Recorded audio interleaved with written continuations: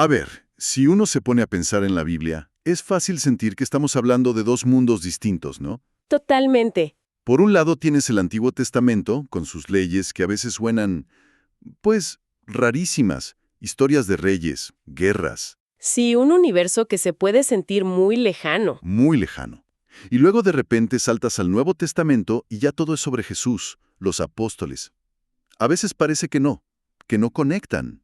Y es que justo esa desconexión es la que te puede sacar de onda y hacer que la lectura se sienta, pues, pesada. Claro, te encuentras en Levítico leyendo sobre el sacrificio de un animal y piensas, ¿y esto qué? ¿Qué tiene que ver conmigo hoy? ¿Cómo conecto esto con el Sermón del Monte?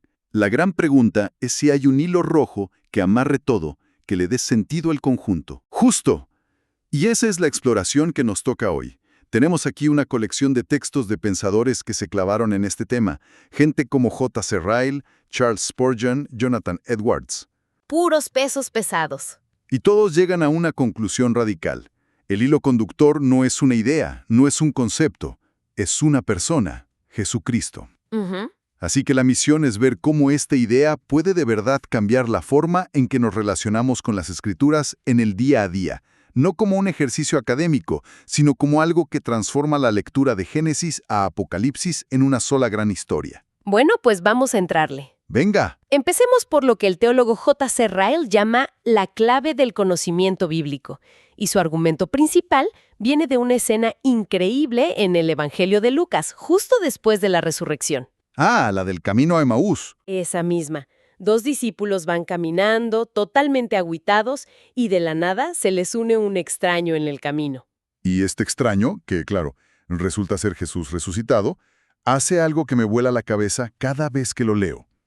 El texto dice, y comenzando desde Moisés, y siguiendo por todos los profetas, les declaraba en todas las Escrituras lo que de él decían. ¿En todas las escrituras? Exacto, desde Moisés. O sea, está diciendo que el Pentateuco, los primeros 5 libros, ya hablaban de él. Esa es una afirmación gigantesca. Es monumental. Israel se dedica a desempacar qué significa eso en la práctica. No es una metáfora vaga, ¿sabes? Él sostiene que Cristo es la sustancia, la realidad, detrás de todas las sombras y figuras del Antiguo Testamento.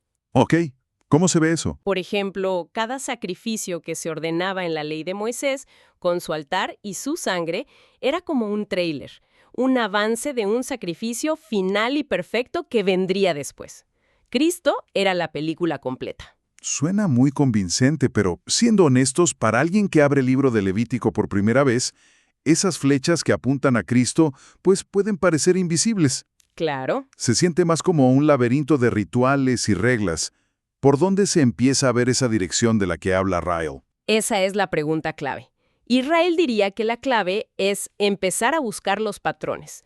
Mira a los héroes de Israel. Josué que los lleva a la tierra prometida, David el rey pastor, los jueces que los liberan de sus enemigos. Ok, Todos ellos serán libertadores y reyes, sí, pero eran temporales e imperfectos. Eran un tipo, una prefiguración del verdadero libertador y rey definitivo. haz de cuenta que eran como bocetos. Justo como bocetos de la obra de arte final. Entiendo. Entonces no es que cada palabra sea un código secreto, sino que las grandes historias y personajes nos preparan para la historia principal. Exactamente. Ryle da ejemplos muy concretos que están ahí desde el inicio. Piensa en la promesa en Génesis de la simiente de la mujer que aplastaría la cabeza de la serpiente. Desde el capítulo 3. Desde ahí. O el chivo expiatorio en Levítico, sobre el que se ponían simbólicamente los pecados del pueblo y se enviaba al desierto. La serpiente de bronce que Moisés levantó. O el cordero que se sacrificaba cada mañana y cada tarde. Todas son imágenes poderosas pero incompletas. Solo cobran su sentido pleno cuando entiendas que apuntaban a Cristo. Es una forma totalmente distinta de leer, por eso Ryle cierra con esa frase tan potente que es el eje de todo esto. La clave del conocimiento bíblico es Jesucristo. Así es. Sin esa clave, dice él, la Biblia es un libro oscuro, un rompecabezas con piezas que no encajan. Y con esa clave, de pronto, las piezas empiezan a embonar.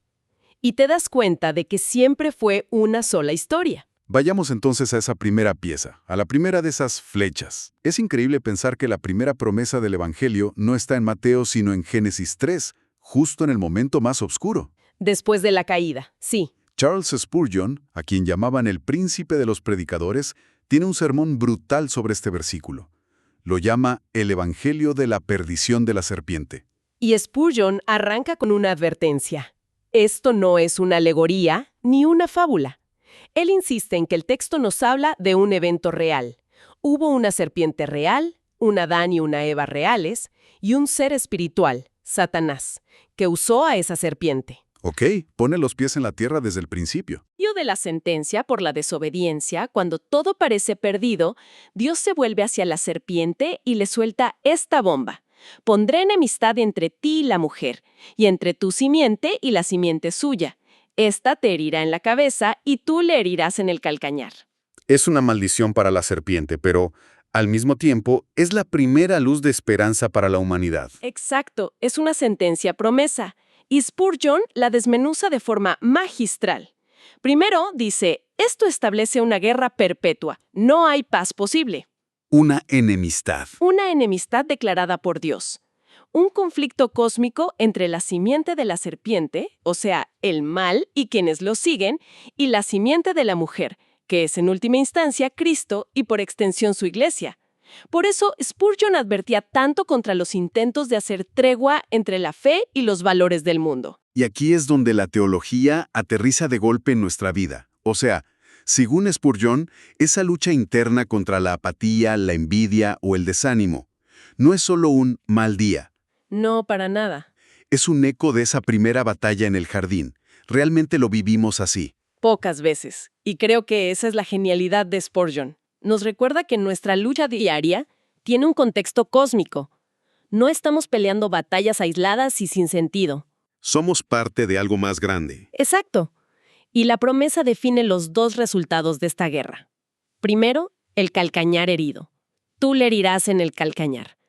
La serpiente va a morder, va a causar dolor. Esto se cumple en el sufrimiento de Cristo en la cruz y en el de los creyentes. Es una herida real, dolorosa, pero no es mortal. No puede tocar la cabeza. Pero el golpe de vuelta es definitivo. Totalmente. La promesa termina diciendo, esta te herirá en la cabeza. Y una herida en la cabeza de una serpiente es mortal. Es el jaque mate. Uf. Esta es la derrota aplastante y definitiva de Satanás que se cumple en la cruz y, sobre todo, en la resurrección. Cuando Cristo se levantó de la tumba, le pisó la cabeza al enemigo. Por eso, Pablo podía escribir con tanta confianza: el Dios de paz aplastará en breve a Satanás bajo vuestros pies. La victoria final ya está ganada. Ya está ganada. Pasando de esa promesa directa a algo más sutil, pero igual de potente, las figuras o tipos. Estas personas que son como un ensayo general para la venida de Cristo. Y creo que no hay ejemplo más intenso que el sacrificio de Isaac. Esa historia es... El predicador George Whitefield, que era famoso por hacer llorar a multitudes, narra esta escena con una fuerza que te pone la piel chinita. Es que Whitefield mete de lleno en la historia. Te hace sentir el peso de cada palabra del mandato de Dios a Abraham. Toma ahora tu hijo, tu único, Isaac, a quien amas. Cada palabra duele más que la anterior. Cada una. Whitefield dice que cada calificativo era como una daga para el corazón de Abraham. No cualquier hijo, el único, el amado, el hijo de la promesa. Y luego te muestra la obediencia silenciosa y terrible de Abraham, el viaje de 3 días, y la imagen de Isaac cargando la leña para su propio sacrificio. Es una escena brutal. ¿Y el clímax? Cuando llegan al monte, Abraham construye el altar, ata a su propio hijo, y el texto dice que extendió su mano y tomó el cuchillo para degollarlo. Es una imagen que cuesta hasta procesar. Y justo ahí, cuando la tensión es insoportable, Whitefield hace la conexión. Dice que esta historia es un misterio oculto diseñado para mostrarnos, como en un espejo, el amor de Dios Padre al entregar a su propio hijo. Los paralelos son escalofriantes. Muchísimo. Un padre ofrece a su único hijo amado, el hijo carga la madera de su sacrificio, igual que Cristo cargó la cruz. Pero hay una diferencia fundamental, y ahí es donde Whitefield le da la vuelta a todo. Esa es la diferencia que lo cambia todo. En el último segundo, un ángel detiene el brazo de Abraham.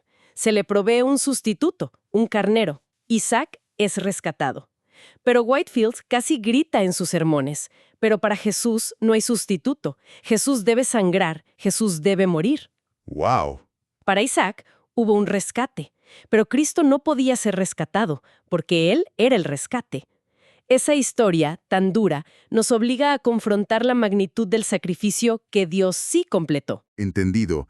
El ejemplo de Isaac es increíblemente poderoso. Pero aquí surge una duda práctica. ¿No corremos el riesgo de forzar estas conexiones? Es un peligro real.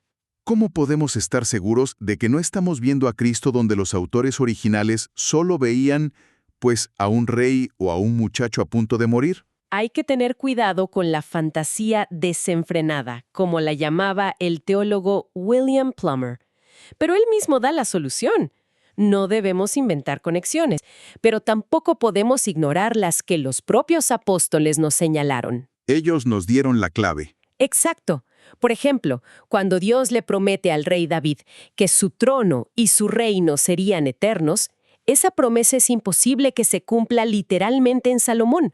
Todos murieron, sus reinos cayeron. Esa promesa es la clave que nos permite leer los salmos de David y entender que muchas veces no hablaba solo de sí mismo, sino de su descendiente real y eterno, el Mesías. Entiendo. Las figuras como Isaac y David son como una película que anticipa la trama. Pero, ¿y las palabras? Hay momentos donde el Antiguo Testamento deja de insinuar y simplemente describe a Cristo directamente. Absolutamente. Y aquí es donde tenemos que recurrir a Jonathan Edwards, que no era solo un pastor, sino una de las mentes más brillantes de su época. Sí. Su forma de analizar las escrituras era casi forense, y lo que encuentra sobre las profecías de los sufrimientos del Mesías es simplemente abrumador. Recopila pasajes del Salmo 22, del 69, de Isaías 53, y la especificidad es brutal. Hablan de un sufrimiento extremo, de humillación, de burlas. Todos los que me ven me escarnecen, estilan la boca, menean la cabeza. Palabras que los evangelios citan como cumplidas al pie de la cruz. Es increíble la precisión. Es que es eso, la precisión. Se profetiza la crueldad física. Horadaron mis manos y mis pies, del Salmo 22. Es una descripción de la crucifixión siglos antes de que los romanos la perfeccionaran. No puede ser. O detalles que parecen casi triviales, pero que se cumplieron. Que se repartirían su ropa y echarían suerte sobre su túnica, que cuando tuviera sed le darían vinagre. Y lo más profundo, el grito de abandono. Dios mío, ¿por qué me has desamparado? Todo estaba ahí. Es un retrato de humillación total. Pero la profecía no se queda ahí, ¿verdad? También habla de su exaltación.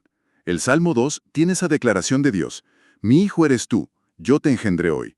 ¿Cómo se entiende eso? Aquí Juan Calvino ofrece una interpretación genial. Él dice que yo te engendré hoy no se refiere tanto al origen eterno de Cristo, que es un misterio. Se refiere a la declaración pública y solemne de que Jesús es el Hijo de Dios. Ah, ok. ¿Y cuál fue el momento de esa declaración definitiva? Su resurrección. Para Calvino, la resurrección es el sello del Padre, el acto que valida todo lo que Jesús dijo e hizo. Es la prueba final. Y las profecías no solo abarcan su sufrimiento y resurrección, también nos pintan un retrato muy completo de su carácter, de su misión en el día a día. Completísimo. El comentarista Matthew Henry, por ejemplo, al analizar Isaías 42, se enfoca en la profecía de Cristo como el siervo manso. No gritará ni alzará su voz. O sea, nada de violencia. Nada. Su poder se manifestaría con ternura hacia los débiles. La imagen que usa el profeta es bellísima. No quebrará la caña cascada, ni apagará el pábilo que humeare. Qué bonita imagen. Significa que trata con una delicadeza infinita a las almas que están a punto de romperse o cuya fe apenas parpadea. Es una imagen que da mucho consuelo, pensar que así es como se relaciona con la debilidad de uno. Sin duda. Y luego está su misión como predicador. Charles Simeon, analizando Isaías 61, que es el pasaje que Jesús lee en la sinagoga para arrancar su ministerio, explica que su encargo era predicar buenas nuevas a los abatidos y vendar a los quebrantados de corazón. Traer consuelo. Y libertad. Y finalmente está el concepto que es el corazón de todo. Jeremías 23 lo llama por un nombre increíble: Jehová, justicia nuestra.